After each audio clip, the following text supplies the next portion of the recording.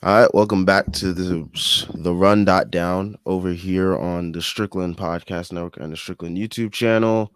Knicks win in the battle of the two tanking teams, 114 to 92. I know some fans are probably not that happy that we won tonight, but I mean, when you get a 35 point performance from Obi Toppin and a 23 and 10 performance from Emmanuel Quickly, I mean, what more can you ask for? And I don't see how you can be upset at an outcome like this. I mean, game started off like pretty rough for the Knicks. They couldn't hit anything and they weren't really defending anyone. And Rui Hachimura was able to get his game off a little bit in the beginning of the game. Got off to a pretty solid start. But then the Knicks woke up mid second quarter, and from there was no looking back. Um, Closed out the half on a pretty impressive run, including a 4 point play by Obi Toppin right before the half.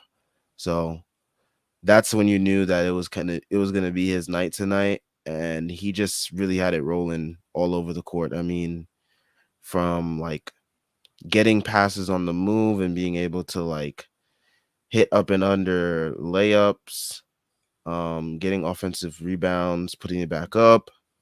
The three ball was really rolling for him tonight. It was just like an all around great masterclass performance from Obi Toppin. And you could say it's late in the season and it doesn't matter, but like it does matter. It does matter because like we're able to see what we got in him. Like these are the first time that we're really seeing him play real minutes and like him get real minutes with Emmanuel Quickly together as a tandem and seeing what they can do together. And it's been pretty impressive and it's been pretty fun. I mean, this game was pretty fun. Those of you that have been following me on Twitter, y'all probably saw that I was tweeting about how tired I was and how I wasn't going to be able to stay up for the post game, but the Knicks managed to make this enjoyable enough for me to not fall asleep. So kudos to them. How'd you feel about the game tonight, Jeff? Um, yeah, I mean, I share a lot of the sentiments you did. The tanking conversation's tough for me because I understand trying to maximize your chances of getting the best player possible in the draft or the best position possible in the draft. But at the end of the day, the difference between like um being ahead or behind the Wizards is, 10% or something in terms of having a chance of having a top 4 pick. So, what is more important? That 10% chance or meaningful, sustainable improvement from our young guys that we can either showcase in potential trade packages or use for ourselves and will be a part of the team going forward. To me, it's not close. To me, seeing this stuff from Quickly and Obi is what you want to see and is worth the slight decrease in draft equity. Um, like if we won on the backs of Alec Burks and Evan Fournier and Taj Gibson tonight, I don't think either one of us would be thrilled. I think we would just be like, oh, well, that was a game and that was kind of annoying. But I mean, Fournier didn't really do much, or neither Fournier or Burks did much early, and then we built the lead, and then they, started to chip in. It was carried by Toppin and Quickly, and they did it in ways that we can expect to see going forward, which is the best thing. Like Obi's ceiling is entirely predicated in how he evolves as a shooter, especially on this team where Tibbs doesn't see him as a center. If he's going to play power forward and he's going to play meaningful minutes, he has to shoot or he won't be able to impact the game. Um, and I mean, you talked about it a few streams ago. It's not just that they're randomly going in now, it's noticeable improvement in his shooting form. It's it's him noticeably being more comfortable as he's more in rhythm and more involved in the flow of the game. And being confident that he can be an impactful shooter going forward is enormous for this team and for him going forward. Yeah, and I mean, like tonight, you could see it in like every shot that he took. Like he felt like each one of them was going in, and I felt like each one of them was going in because he's just been that great of a 3 point shooter as of late. And I mean, I think as of recently, Like the last, I think, like 17 games or so, he's like 37% from the field from three. So I mean, that's pretty good. That's Yeah. and that's pretty respectable. And when teams have to respect that, it opens up so much more for his ability to get into the paint because we know that's like his main strength. So like, And like pass on the kickouts. Like hmm I mean, I know at Dayton he was a scorer and that's what he was. But I think I don't think it's Jericho Sims. It's the Jericho Sims level where he's always looking to kick out. But I think Obi's definitely a pass first. He's looking to make plays for others and to connect the team. And having to respect his shot only opens up more passing lanes for him. He made in the third quarter. He made back-to-back cross-court passes to the weak corner that were just so impressive. He sees the game so well, and giving him more space to work in can only help him. yeah, and it's unfortunate we haven't been able to put him in more more complex lineups because I feel like we probably see even a more further unlocked Obi Toppin offensively. Because like again, it goes back to like what I was saying a few streams ago. Like, what if we tried like lineups of Obi and like a whole bunch of shooters around him, and how would that look? Like, how much more open the floor would be for him to be able to do what he's really great at and like roll to the basket and stuff like that, and how much more that opens up his playmaking if he's able to roll to the basket with like three or four shooters surrounding him. So it's stuff like that that we kind of wish we could have saw earlier in the year. To, And it to go along with that, it has ramifications outside of Obi Toppin because mm-hmm, we I mean the elephant in the room that's not remotely quiet is Julius Randle. And I know everyone's like trade Randle, and I've said it too. And I'm not saying I'm opposed to trading Randle, but if the team decides that the offers they're getting for Randle aren't good enough and they're not just going to send him away because the fans want him traded and they don't want to trade him for, 60 cents on the dollar, we have to go into next season and somebody has to say to Thibodeau, look, there's another way to get more out of Randall, and that's for him to play with Obi Toppin more. Like Obi can elevate Randall. He can elevate him in a way no other player can. And I was talking to Jeremy Cohen, the coincidence, not too long ago, and I don't think many Knicks fans know this, but aside from Mitch, nobody on the Knicks has an opponent's field goal percentage at the rim lower than Obi. So it's not like wow. he's just some sieve protecting the rim. And it makes sense. He can jump out of the building, and he's long. So this idea that Obi and Randall would just get torched on the glass, torched at the rim if they played together, it's just false. It's just a false narrative. And somebody has to say to Tibbs, look, we can't trade Randall. We don't want to trade Obi. You have to play them together. Obi cannot be playing 10 to 15 minutes a game next year only as Randall's replacement. They have to both see 25 to 30 minutes a game. We've seen enough this last month or so. Yeah, I mean, I have been one of the biggest advocates for playing them together from from like starting from preseason, even when like we didn't have that much evidence that like Obi could do all this stuff. I just felt like it was worth the risk because okay, if it doesn't work, you don't try it again. Like you just don't do it again. But like try to do it a couple of times to see what you have in it, and he did it once. He did it once on like opening night, um, and we saw that it worked great.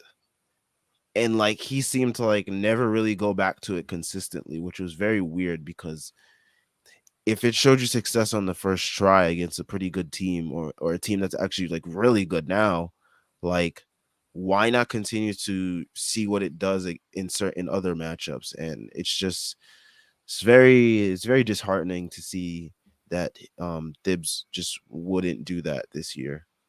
Yeah, his obsession with control, in my opinion, is ultimately going to be his demise. Because, like, you saw it tonight. Uh, the Wizards score a few times in the fourth quarter of a 20-point game, and he Timeout. immediately calls timeout, puts in Burks, and Burks gets the next two plays for him. And there's literally no action. But in his mind, my dad is a consultant for Accenture, and his job is to literally think about the worst case scenario in every outcome and guard against it. And so when me and him talk about Thibodeau, he's like, yeah, I speak Thibodeau's language because I'm always trying to guard against the worst possible outcome. And I feel like that's how Tibbs coaches, is like, he's like, okay, if I just put the ball in Alec Burks' hands and he just, goes to work, there won't be a turnover. There won't be something I don't want to happen. He'll get a medium outcome shot. And he just like coaches. And I think he thinks about, he coaches that way with rotations too. Like he's afraid of branching out with lineups and with schemes because he just wants to get one thing, nail it down, and then he will be in control as much as possible. And what I think he's never really fully understood is that even the best versions of that, you're gonna eventually run into someone who can take a punch or who can throw a punch, and you have to be able to take it. You have to have multiple looks. And even at the Knicks' best, even at the Bulls' best, in 2011, the Heat threw a punch in the 2011 Eastern Conference Finals. They said, "Hey, we've got one of the greatest players of all time who we can just put on Derrick Rose in the fourth quarter. What are you going to do now?" And they didn't have an answer at all. Um, and I don't think as long as Thibodeau's the coach and as long as he coaches this way, the Knicks, even at their best, will have an answer for what other teams throw at them. And he just, maybe it's too late. I hope it's not because, at the end of the day, we're Knicks fans and we want them to be good. Like, I would much rather say I was wrong about Thibodeau than root against the Knicks. And so, of course, if he's the head coach of the Knicks, I'm rooting for him. But how can you not think it's not too late for him to just, or it is too late for him to like all of a sudden start like throwing out different rotations and throwing out different schemes and going small half the game and going big the other half. It just feels like that's not in the cards for him. I don't know. What do you think? Yeah, I mean, I told Tyrese this the last stream. I was like, when someone shows you who they are, believe him. And Tibbs has shown us several times throughout every single coaching stint that like this is who he is, and like he's never gonna deviate from what he truly is. And like I know fans are really hopeful that like these last couple months really have changed his mind and changed his outcome. But like when you hear him in the post game pressers, it's still the same old BS. He still believes in his way being the only way there is to win games. And any type of deviation from that, or any type of outcome that looks like a deviation from that, is somehow a like random outcome that is not something that can be replicated again. Like he just doesn't think that that type of stuff is able to happen again. Yeah, I remember.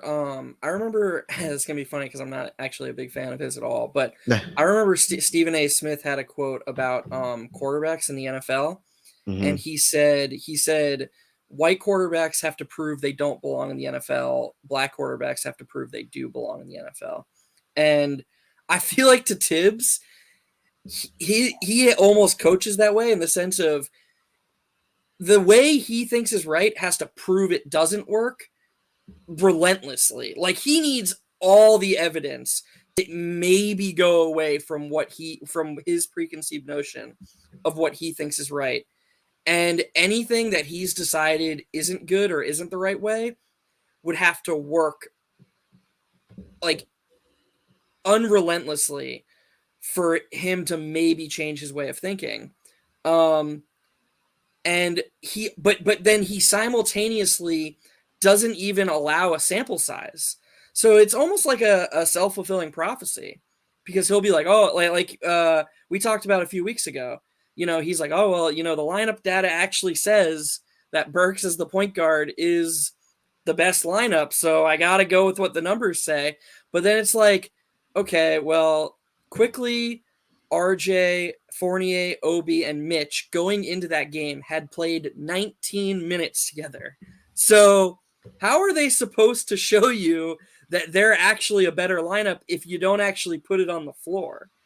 So just being like, oh, well, I went with what the numbers said. It's like, yeah, you played this lineup 20 times more than this other lineup. Of course, it's probably going to look better. And we saw it tonight with, let's bring it back to the beginning. Obi's shot when he's in rhythm, what a shocker. It looks good. So, yeah, when these kids get a chance to branch out and play with more lineups and get a solid sample size, I would be willing to bet it's going to look better than what the small sample size number data says. And so it's really frustrating when he says stuff like that. And to your point, he's telling us who he is when he does these things. So we should believe him. Yep. Yep. Do want to get to some comments because we do got a bunch rolling in. Appreciate everyone commenting. Um, Jordan Bub says Obi with the 30 piece is more valuable than the 10% chance boost. 100% agree with you there. I mean, these players, they're showing you, like, especially Emmanuel quickly, he is showing like some of the moves he was pulling out tonight. It's like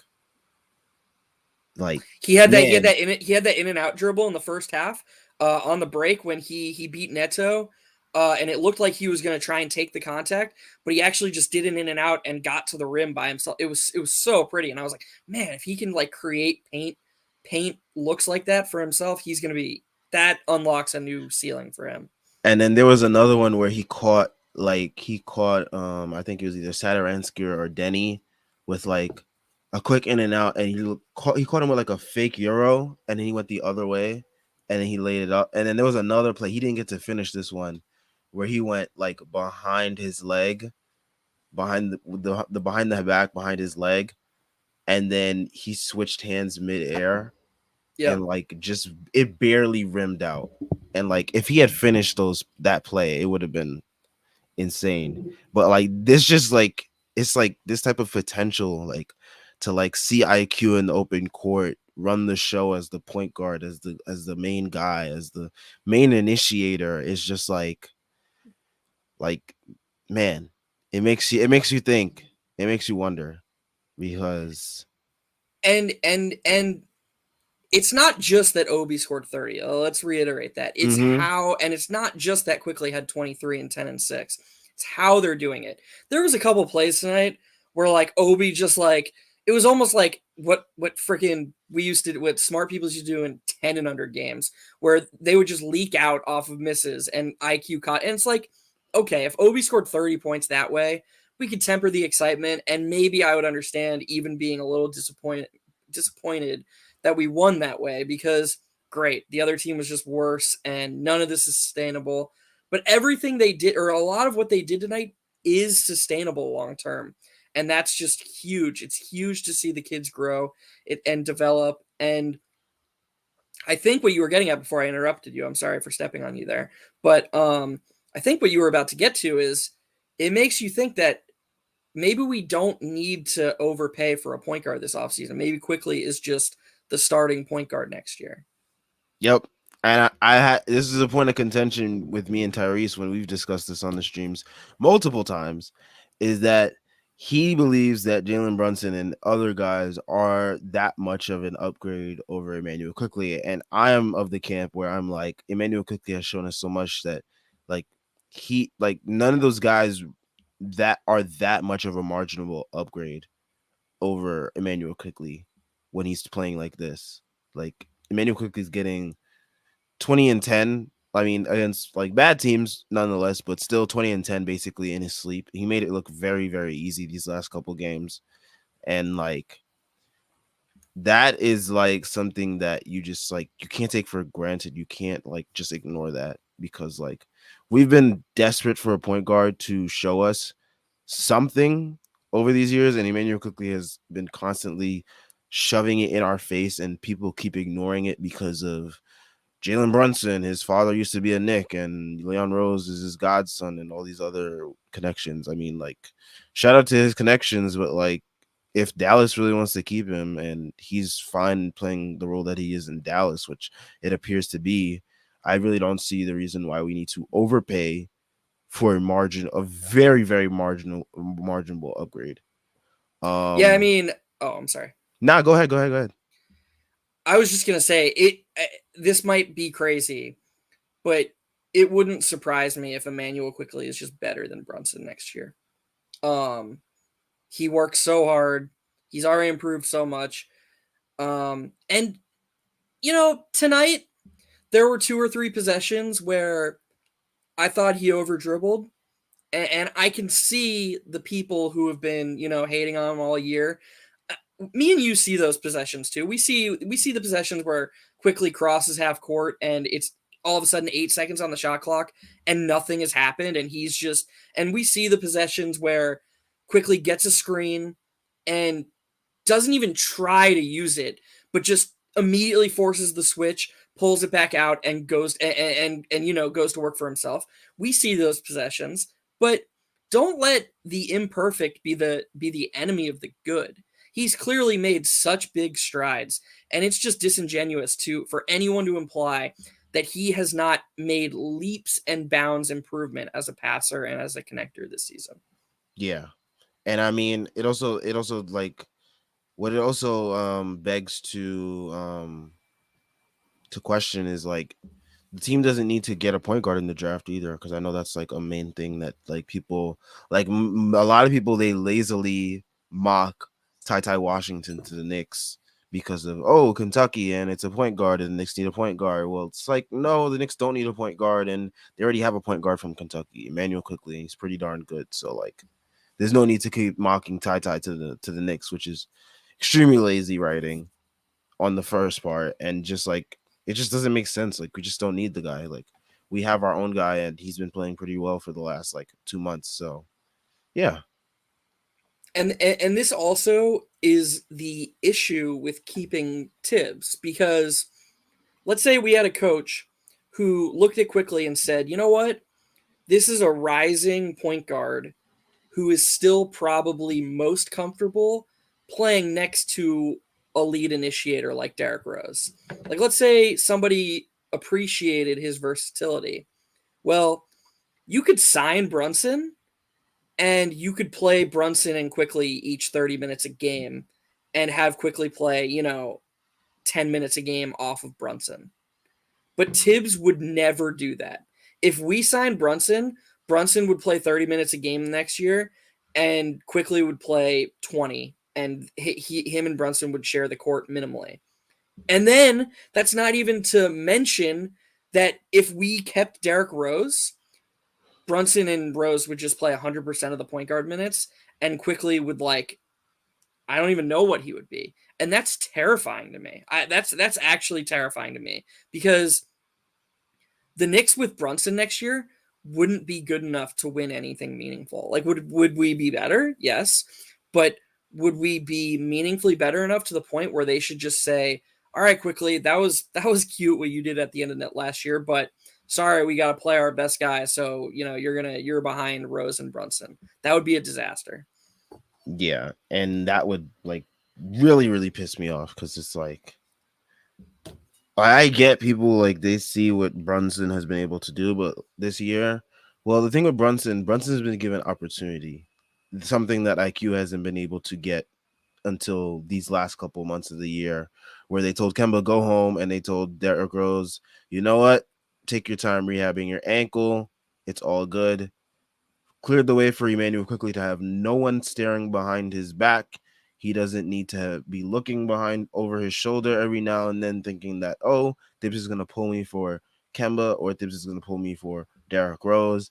Like this is the first time we've seen IQ be as free as possible, and like that's something Jalen Brunson has been able to do all year. I mean, yeah, he has Spencer Dinwiddie like right behind him, but like Jason Kidd isn't afraid to mix things up where he'll play both of them at the same time. So it's like they don't have to worry about stuff like that. We have to worry about stuff like that with IQ because Dibs is like so rigid to the point where he has no creativity to be able to give a player a freedom to do stuff like that or give a team of the freedom to mix and match lineups like that. Like It's just not our reality. So like I want people to put that in perspective too when they look at the Jalen Brunson situation.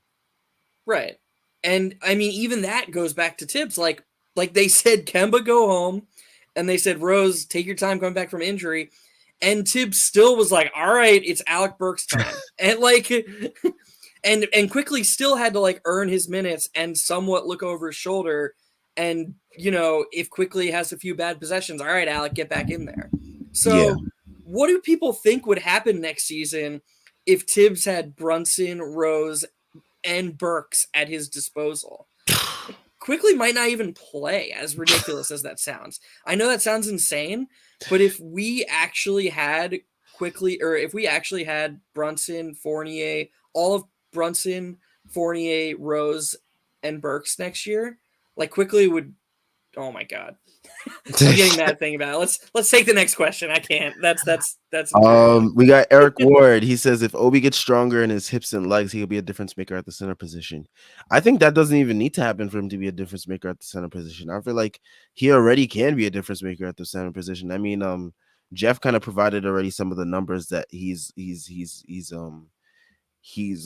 already one of the best. Like he's probably like the second best. He's one of the best rim protectors on the team when he play. Yeah, second best Like rim protector. having the lowest having the Opponent's field goal lowest percentage. opponent's field goal percentage at the rim. So there's that, and he already is not as strong in the hips and legs as some may want him to be to play that position. So I feel like he already can be a difference maker at that position, and we kind of saw glimpses of that in the first game of the season when he was running out. I mean, granted, Randall was out there, and you could have said Randall was the center, but I feel like it was more Obi because Obi, like, he jumps higher. He's the one that's doing more of the screening and rolling like a typical big would in those actions that they were running in that game. So I feel like even now he could be a difference maker at the center position. It's just no one can get that thought in their head because they've been conditioned by Thibs to see him as only a backup four, which he could be so much more than that. Yeah, I mean,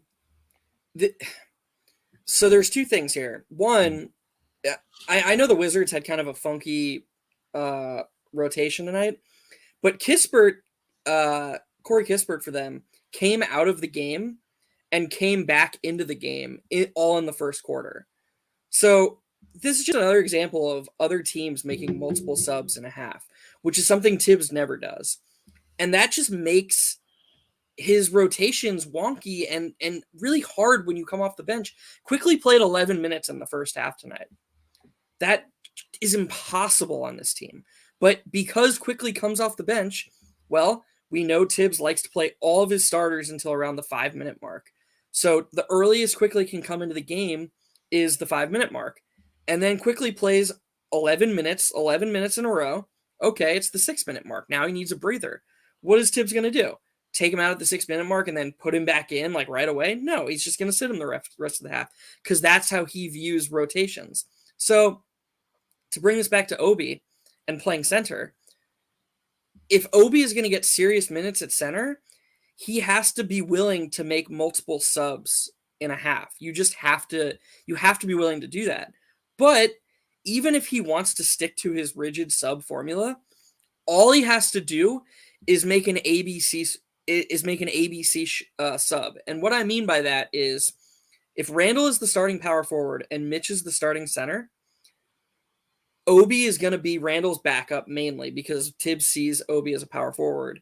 And hopefully, please God, Jericho Sims, not Noel, but hopefully Jericho Sims is the backup center. So what Tibbs should do is he's going to pull Mitch at around the 5-minute mark because Mitch's conditioning isn't the best.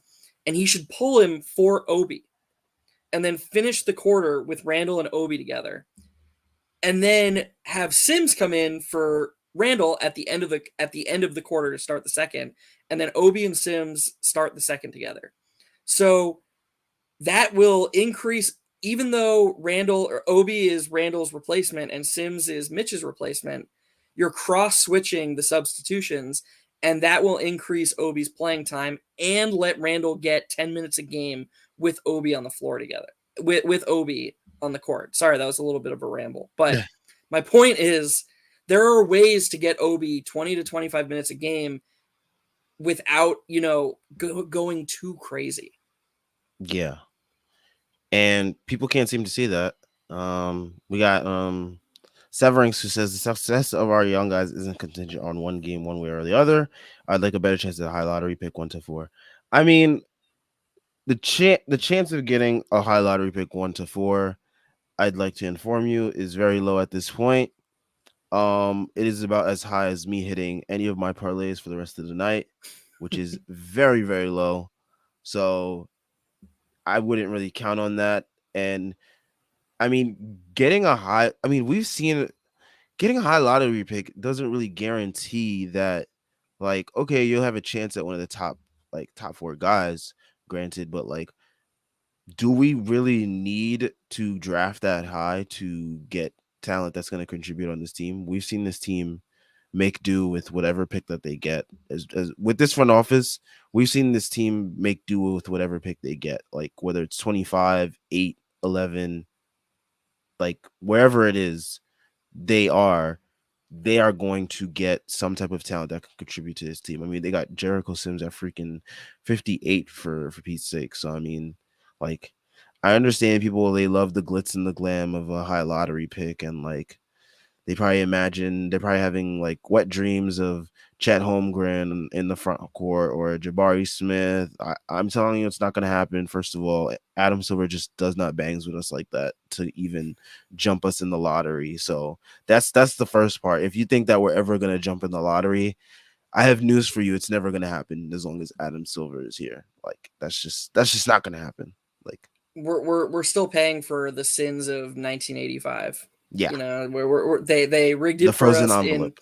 yeah, they rigged it for us in an ultimate way, and they were just like, never again. Nope. But Yep. also, I mean, this draft, like, I don't know, I would get it if there was a clear game changer, and there have been those the last few years. There was Cade and Zion, but there isn't really one of those in this draft. Is it? Like, I know people love Chet, but I feel like at the top of the draft, this is one of the weaker drafts. Is that right, or do you think that's wrong?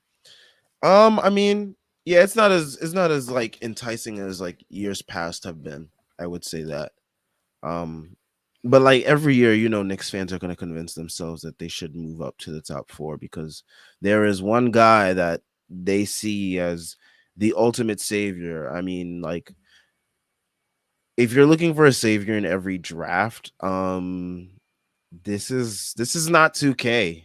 I'm telling you that now. This is not 2K. They're not going to come in and they're not going to like bring you to the playoffs in year 1 unless they're like a Luca level type talent or something like that, cuz like, or unless your team is like on the cusp and you need that one piece. And this team is like way better than that, where they don't need necessarily a savior right now. Like, they have all the pieces working in the right way, not working in the right way, but they have all the pieces that can work in the right way. They just need a coach to steer it in the right direction, and they just don't have that. And I mean, we've seen countless times that this team's young guys.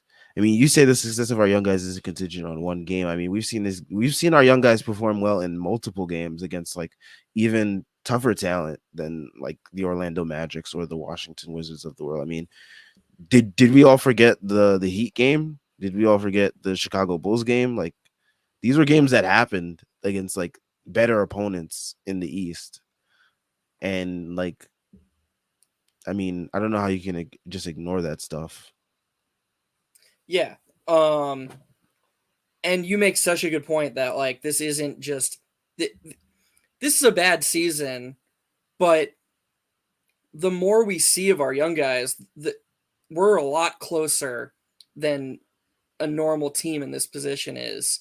Um, and I don't think that we're just, one savior draft it. We don't, it's not that we don't need it, but it's that we're so we have so much depth of young talent that I would rather see those guys continue to build the role player traits that they're showing, so that we're ready for when, someone we're gonna make our mark in free agency. I think more so than getting a star through the draft.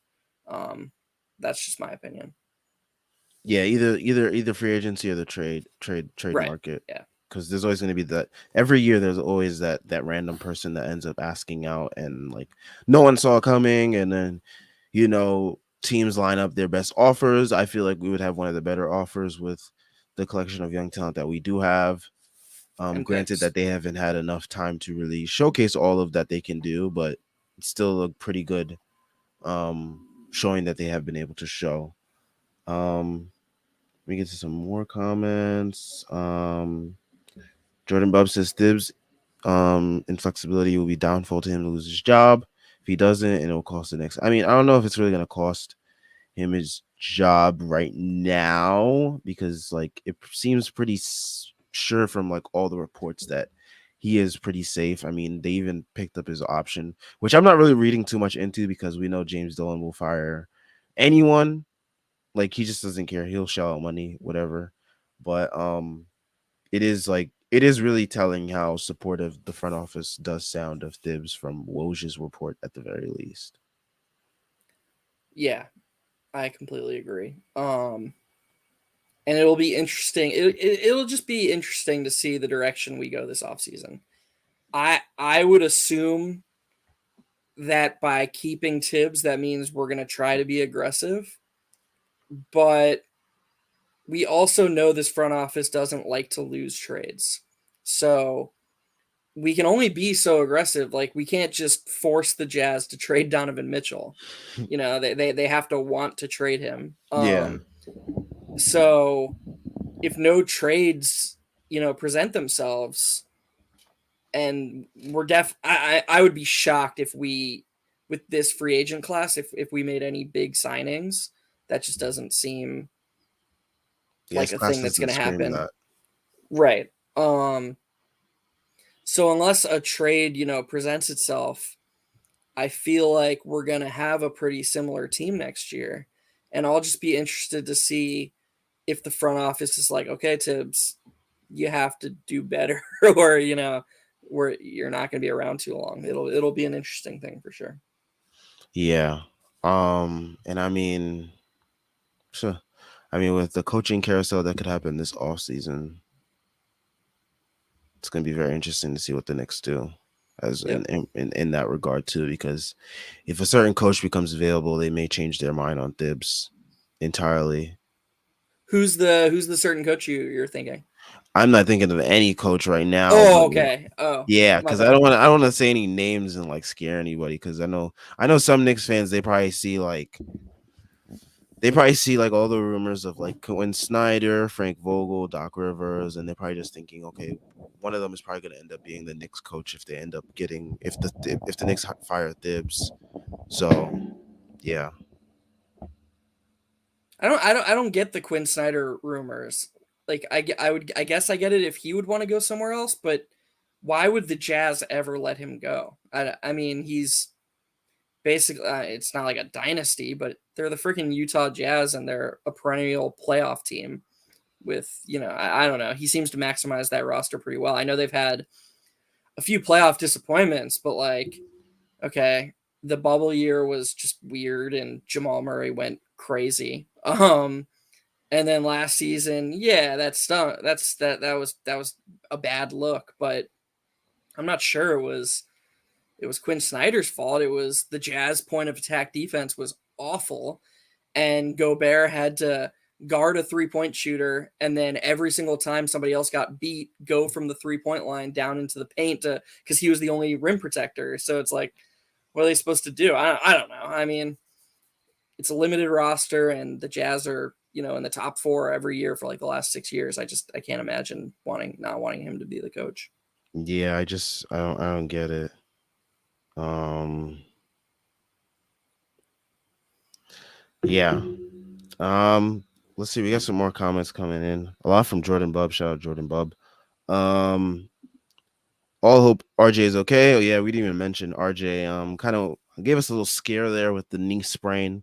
Hopefully, it's nothing more than that, and they just like rest him for the next. I don't know what is it. We have like 1, 2 more games, whatever it is. Just one. We got the One. Magic on Sunday. Okay, so just one more game. They'll probably sit him out that game. Hopefully, it's nothing too serious. Um, glad to see RJ.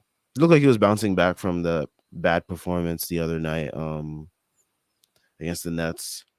Which how did you feel about that performance? Because Tyrese was like, you can't max him after that performance, which was very funny to me. But how you feel about that performance? Because I didn't get your thoughts on it. It was really bad. It It was was. really, really, really bad. And it was bad in a way that scares you because he just smart teams are not going to let him get to the hoop. They're just, especially playing for the Knicks, especially playing for Tibbs. I think it's really important to remember how little we've done for RJ Barrett. We drafted him and we turned around and signed Julius Randle and Marcus Morris, and we're like, and a bunch of, and Bobby Portis, and we're basically just like, all right, RJ, we know you're not that good a shooter and you need the ball in your hands and you like getting to the hoop, but here's a bunch of ball dominant guys who don't space the floor. So that was his rookie season. And then we hired Tibbs, which, everybody loved the signing and I love the signing. I'm not begrudging the signing.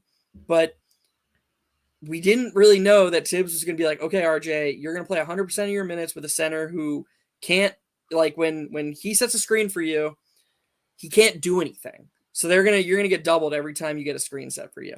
Like, these are the conditions this guy has been operating in. And so you have to take everything, all of his efficiency numbers, with a grain of salt. But with that being said, even if you change some of that, you need to see some of the stuff that RJ showed tonight. You need to see him hitting jumpers off of pin downs. You need to see him pulling up off of a screen and hitting that free throw line jumper more consistently. Because even with better spacing, teams are going to say, we'll live with you making long twos and threes. We're not letting you get to the hoop. And the other scary thing is that while directly at the hoop, he's been good, from like 2 to 5 feet, it's scary how not good he can be. Like his floater game, his, the not right at the hoop layups. He misses a lot of shots that seem like bunnies, and that just affects his efficiency as well, and it hurts the team. But I don't know. I don't see how the Knicks don't max him. I mean, Yeah. I don't. I still believe in his work ethic. I still believe in the growth we've seen. And I still believe that even if RJ struggles next year after getting a max, he's still a 22-year-old former number 3 overall pick who has a good enough pedigree that somebody would be willing to buy low on him. So I don't know. I don't think a max contract, RJ on a max contract can. I mean, freaking Andrew Wiggins got moved twice. Or Yeah. wait, no, once, just once. Once. But yeah. You could be So speaking if into the future about that twice, though. right, yeah, no, yeah. So if he can get moved after showing no improvement and basically living off of his draft credentials, I don't know. I don't think that an RJ Barrett max contract can be this albatross. Yeah, And so I think that notion is just like pretty ridiculous to me. Like he's just shown way too much improvement in this short amount of time with all the like handicaps that we've thrown his way too. Like you said, we haven't really put him in the optimized some situation spacing wise on the court a lot of times, and he still managed to push through that and still managed to average 20 this year. I mean, even after the pathetic shooting slump in November, after he was sick, dealt with COVID, stomach bug, all that stuff, for all that to push through, I mean, like I don't see how like he can be an albatross contract if he gets a max.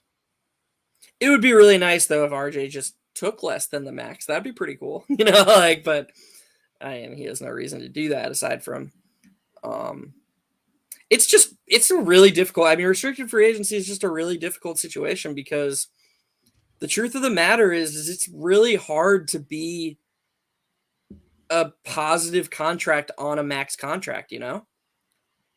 But if the alternative is not having the player, like do you remember after the Cavs titled, they gave Tristan Thompson something like 5 for 100, and I remember that deal got torched. And in hindsight, it looks bad too, of course.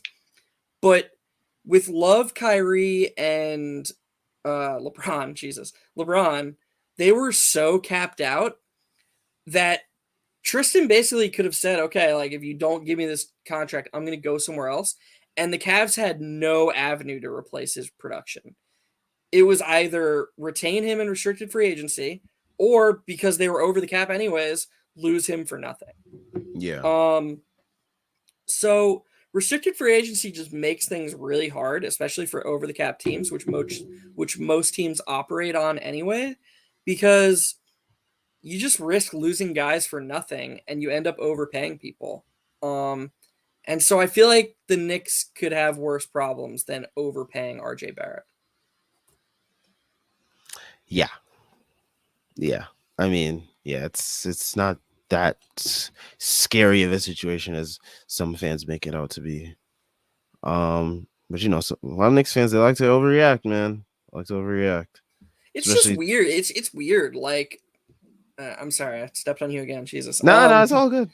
Um, it's just weird the things people choose to focus on. I guess I don't know. The some stuff they let slide, and you know, me and you talked about it a bunch with Quickly. Like the stuff people focus on with Quickly, as opposed to just like we had a solid month stretch where we went 3-17, and Quickly was the only positive. Quickly and Barrett were the only bright spots. And people would just be like, "Oh, not a point guard, not a point guard." That's all they would say, and it's like this team was awful. How can you not just how can you not just like appreciate the 21-year-old showing insane growth in the second year? I don't understand it. I mean, those same people are silent now, so Yeah. just it's just that more funny in the end of things. Get to some more comments here. Which vet would you like to keep between Burks, Rose, or Taj, and why? Ugh. Kind of. This is a rough one. Yeah, it's tough because it's so dependent on Tibbs. Ideally, I would like to keep all of them if they were just used right. I don't know. I mean, Taj is by every impact metric. Taj's minutes this year were good. He works his ass off. He doesn't really ever take bad shots. Really solid on defense, but there's no reason he should play over Jericho Sims next year. He should be the third center. And I think he could. I believe what Breen was saying on the air tonight about him being a valuable locker room presence. 1000%. So, yeah, so I would love to have Taj. And we've seen Alec Burks in his good role be good all year. Like, who wouldn't want Alec Burks as an off-ball scorer coming off the bench? That's a good contract and a good player to have. But in Tibbs' hands, I don't want Alec Burks. I don't know about you. What do you think? Like, I wouldn't want that. I don't want to do this again. Nope. Yeah. I mean, Alec Burks' point guard experiment has been like just ugly. It's been ugly. So it's like, why?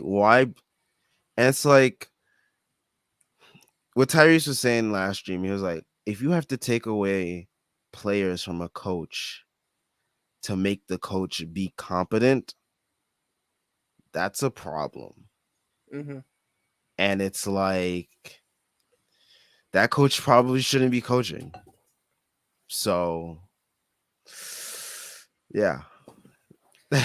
So I guess the answer is like, I don't know. I mean, Rose is the same. Like, if we entered next season with Rose and IQ as our point guards, I think, I know we talked about it last stream. I think if we have the same roster next year, Um, I think IQ will start over Burks and Rose. I think he's done enough to be the opening day starting point guard next year, save a big trade. Um, but I'm not 100% convinced that it wouldn't be with Tibbs that Elfrid Payton, okay, you're going to start, but I'm going to bring Rose in at the 4 minute mark and he's going to finish the half. Like, and that's Oof. just it. I hope that's not the case. I would hope so because Quickly's earned it. And Rose is good. So I would like a world where Quickly starts, comes out at the 4 minute mark, Rose comes in, and then Quickly comes back in early and plays some with Rose, and then Quickly finishes the half. I would love that. That's what a But good I coach would just do. right, exactly. And he would make multiple subs but I'm not remotely how could we be confident that that's going to happen? Yeah. Um, Jordan Bubbles says this: how can Doc Rivers start Maxi while Thibs treats IQ with kid gloves? Well, I will say with the Sixers in their unique condition or their unique case is that they just have so much. They just have such a lack of depth where like they've been like Doc basically has been forced to play Maxi, and Maxi has shown him so much in those times that he's in those stints that he's given him where it's become like a main thing where he has to play him now, and like he's the starter and he's like one of the better young players in the league right now. So I mean, Side note: are you just on cloud nine every single Sixers game when James Harden just 3 for oh 15 man, 4? oh man, I love it. I love it. I love it. I love it because it's just like this is just vindication. Like people get fooled by like the first couple games every time he gets traded, and like it just ends up being the same stuff every time. So like I wonder what happened. I wonder what's gonna happen in the next like is are this first of all, I just wonder are the Sixers gonna give him the extension, which is gonna be hilarious because paying him and Tobias Harris for such minimal like impact on a nightly basis is just like so It's man, bad. it's just like so bad. And then they gave DeAndre Jordan a contract, and then they have Matisse Thybulle, who like for all he is great defensively, offensively, he is just like giving you basically zero on a nightly basis. So that team has a lot of things to figure out. And I know a lot of people are like, oh, Sixers, well, they're a contender, they're probably in a better spot than us. It's just like, how much of a better spot are they in than us? I have a friend who's like a pretty serious sports bettor, and he texted me before the game started, and he was like, "Yo, Thibault under points is really good tonight," and I was just like, "Okay." And so I checked the line, and it was like 4.5, and I was just like, "How is this good? He plays 30 minutes a game," and he was like, "Don't think about it, just bet it." And then I think he took one shot the whole game, and I was like, "All right, I guess they knew." Like, fuck, man. I was watching the Harden had some crazy games his MVP season in 2018. He was so good. Hmm. And I would love to know what happened because he's not old. It's not like he's old. I would just love to know, like, is it just his personality? Is he not fully driven? He just looks so different. He looks less fit. He looks less into the He's games. he Yeah, is I'm sorry. definitely less fit. I think Mhm. the hamstring injury really, really caught up to him, and like he just doesn't look like in 2018. He looked more slim, more fit. Now he looks a little bit more heavier. He's put on more pounds, and I feel like that's caught up to him along with the hamstring injury. Those things coupled together, along with like they're just asking him to put on a load that he physically cannot put on anymore. Like he cannot do that 2018, 2019 James Harden stuff anymore. Like that's just not his game anymore. Like he can't do it. Like he physically can't. Like he can't get by dudes now. Like it's just like dude's like a shell of himself at this point. And like occasionally he can like pull out a couple old moves out of his trick bag, but other than that, it's just like it's very, very. It's a very different guy in Philly. And to bring it back to Jordan's question, I know Maxey was starting before anyway, and I Mm-hmm. think your answer covered that. But I think once they got Harden, it's actually easier to start Maxey because it takes a lot of even this version of Harden, it takes a lot of the responsibility out of Maxey's hands because Harden and Embiid both just carry such large usages that Maxey can kind of grow at his own pace and play off the ball. And when he does, run possessions, he gets them in pretty advantageous situations. So the difference between what Maxey's asked to do in Philadelphia and what Quickly in the starting lineup would be asked to do is monumental. But at the same time, I think me and you both think Quickly is capable of it, and we Oh, both for want sure. Quickly. Yeah, and we both want Quickly starting. So I think we both agree with Jordan's overall point that is like, yeah, start Quickly, but you know, there's at least some difference in the rules. Yeah. So got Virgil X who says, so assuming Randall and Thibs stay, what's happening with Obi next year? Um, Best case is what me and you talked about, 20 minutes ago on the stream, and that's that they find a way to play Randall and Obi, 10, 15 minutes a night. Obi gets 25 plus minutes a game. Randall gets his 30 to 35. Things go well. That's best case. Worst case is they keep Randall because his trade value is too low.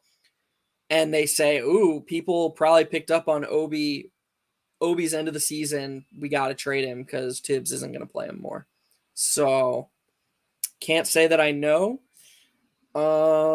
But I wouldn't be surprised at all if they explored the Randall trade market, saw his value was too low, and said, "All right, let's explore the Obi trade market." I think that conversation is going to happen. What do you think? Yeah, I mean, I'm with you there all the way. I mean, I would be disappointed because I mean, Obi just plays with so much more energy than Randall does, and it's just like he just plays such a happier brand of basketball. And I mean, like, I know that's like such a like I guess cliche thing to say or something like that, but like it's just like you experience more joy watching him play basketball than you do Randall. I mean, the game is just like it feels more fluid. It feels more natural. Like it feels like how basketball should be played when he's out there. Like there's no like ISOs. The game, like the ball isn't sticking. Like it's just like catch it, go, catch it, go, catch it, go, and constantly on the move. And like that's the way this team should be playing with how many young guys we have out there. But when Randall's out there, it's like, all right, let me catch it. Let me, and then it just turns into quicksand basketball, which I just don't enjoy at all. And yeah, I yeah, I couldn't agree more. And it doesn't just seem like that. It is it. He moves the ball more and he moves himself more. Um, and there's a lot of value in man and ball movement. I mean, how can any fan base not understand it after watching this Knicks team fall apart in every fourth quarter because all movement stops? There's a direct correlation between the Knicks' success and movement, and there's a direct correlation between the Knicks' lack of success and lack of movement. So we should all understand the value of pace and the value of movement offensively. And Randall does not do either of those things. At least 2021, 2022 Randall. Maybe he'll surprise us next year. maybe, but I would not count on it that much because that just does not seem like Randall's style. Like I feel like he's gotten super comfortable. I mean, the last 3 years he's been like being asked to run ISOs, so it's like expecting him to like move at a quicker pace next year is just like I don't know. Yeah, I mean, I agree with you. And I think that's the big issue. I don't think it's that Randall doesn't have it in him to change. I think it's that Randall doesn't want to change in New York. Like, um, am I good? Can you hear me?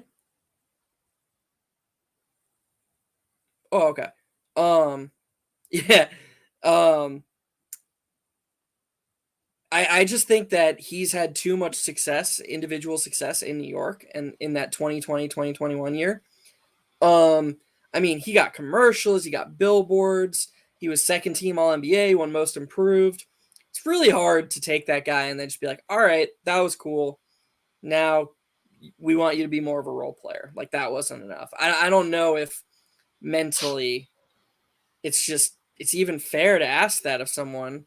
I mean, he's paid a lot of money, so he should be willing to do it. But these are human beings, and human beings are imperfect. And I don't know. I just think if Randall's going to rejuvenate his career, it's going to be not in New York.